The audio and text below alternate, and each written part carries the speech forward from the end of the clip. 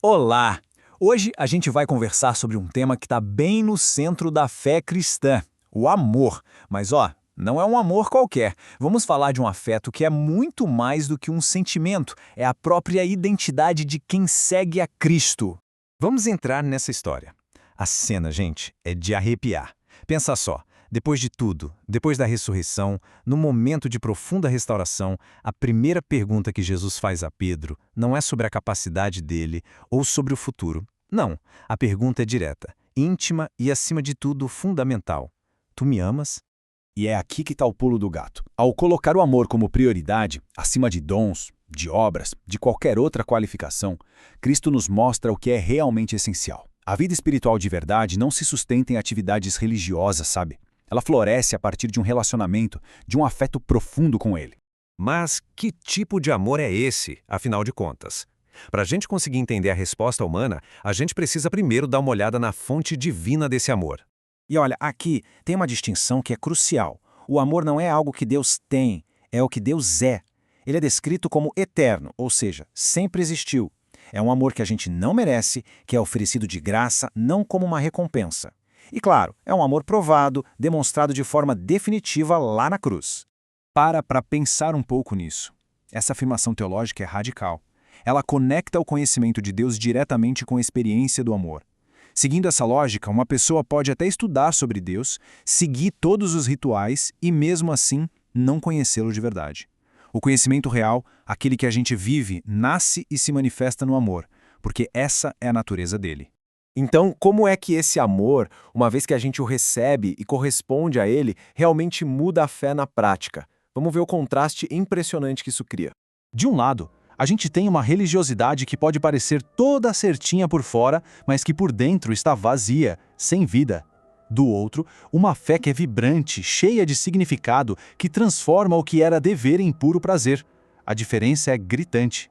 E essa diferença vai fundo, viu? Sem amor, a fé é descrita como só uma aparência, tipo um corpo sem alma.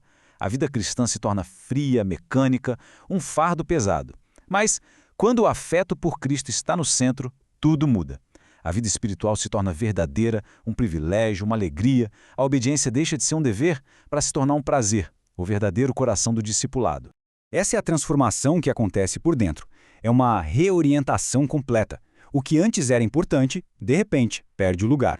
Os desejos, as alegrias, as esperanças, tudo passa a ser medido em relação a ele. Até a percepção do pecado muda. Deixa de ser só quebrar uma regra e passa a ser uma ofensa a alguém que se ama. Agora, como é que essa transformação interna aparece do lado de fora? Como é que o amor se torna visível na vida de alguém? Essa aqui é a ponte. Jesus não diz, se vocês tiverem medo de mim, vão guardar meus mandamentos. Não, ele conecta a obediência diretamente ao amor. A ação não é a causa do relacionamento, mas sim a sua consequência natural, inevitável. E aqui a gente vê os frutos práticos. A obediência nasce da gratidão. O amor aos outros se torna o canal pelo qual o amor de Deus flui para o mundo, vira a marca registrada dos discípulos. A renúncia que antes parecia um peso se torna um privilégio. E por fim, esse amor é o elo de perfeição, aquela força que une e fortalece toda uma comunidade. Com base em tudo isso, surge um convite para a gente refletir e, claro, aplicar esses princípios na nossa própria vida. O caminho que se propõe é tipo um ciclo, que se alimenta. Primeiro, um exame honesto das nossas motivações. Segundo, nutrir esse amor, porque ele não sobrevive do nada, né? E terceiro, a demonstração prática, que por sua vez reforça o ciclo todo. É um convite para alinhar o coração com a ação, para viver aquilo em que se acredita. E a gente termina com essa pergunta. A vida cristã é, na sua essência, uma resposta a uma pergunta de amor. Toda jornada é definida por uma comparação de amores. A questão que fica é, qual afeto tem sido tão absoluto na vida de alguém que todos os outros parecem pequenos em comparação?